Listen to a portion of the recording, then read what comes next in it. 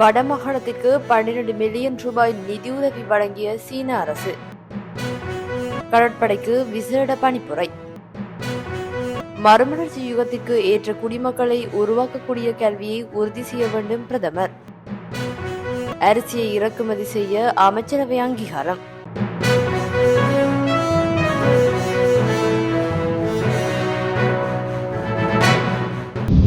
வடமாகாண மக்களின் வாழ்வாதார மேம்பாட்டுக்கு உதவும் வகையில் சீன அரசாங்கத்தால் 12 மில்லியன் ரூபாய் நிதியுதவி வழங்கப்பட்டுள்ளது.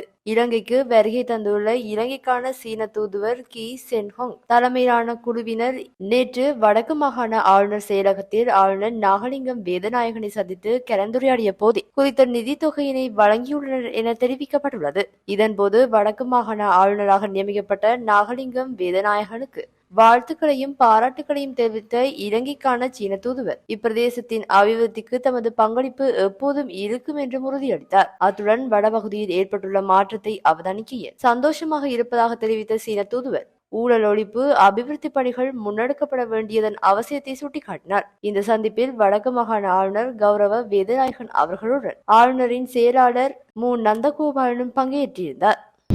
திருகோணமலையில் சட்டவிரோத வலை மற்றும் வெடிமருந்து பாவித்து மீன்பிடிப்பவர்களுக்கு எதிராக நடவடிக்கை எடுக்குமாறு கடற்படைக்கு பணிப்புரை விடுக்கப்பட்டதாக தெரிவிக்கப்பட்டுள்ளது. திருகோணமலை மாவட்டத்தில் மீனவர்கள் எதிர்நோக்கும் பிரச்சினைகள் நேற்று திருகோணமலை ஆளுநர் செயலகத்தில் இடம்பெற்ற விசேட கலந்துரையாடலின் போதே இவ்வாறு பணிப்புரை விடுக்கப்பட்டுள்ளதாக தெரிவிக்கப்பட்டுள்ளது. இக்கலந்துரையாடலில் கடற்தொழிலாளர் சங்கம், இலங்கை கடற்படை, கடற்தொழில் கூட்டுத்தாபனம், கொட்பே மீன்பிடி துறைமுகம் ஆகியவற்றின் பிரதிநிதிகள் கலந்து கொண்டிருந்தமை குறிப்பிடத்தக்கது.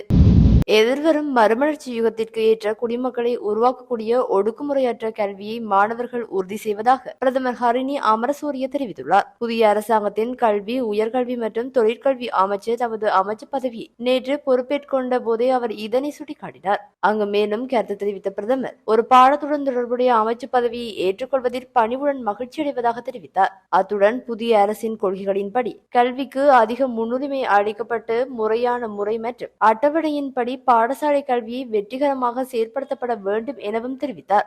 குழந்தைகள் மகிழ்ச்சியுடன் கல்வி கற்கும் சூழல் உருவாக்கப்பட வேண்டும் எனவும் தற்போது கல்வித்துறை நிலவும் பிரச்சினைகள் விரைவில் தீர்க்கப்பட வேண்டும் எனவும் பிரதமர் ஹரணி அமரசூரிய சுட்டிக்காட்டினார். மேலும் மக்கள் அனைவரதும் கணிசமான ஆதரவு அதற்கு அவசியம் என்றும் கல்வி, உயர்கல்வி மற்றும் தொழிற்கல்வி அமைச்சின் செயலாளராக KMGSN கலுவேவாவும் தனது பதவியை ஏற்றுக்கொண்டமையும் குறிப்பிடத்தக்கது.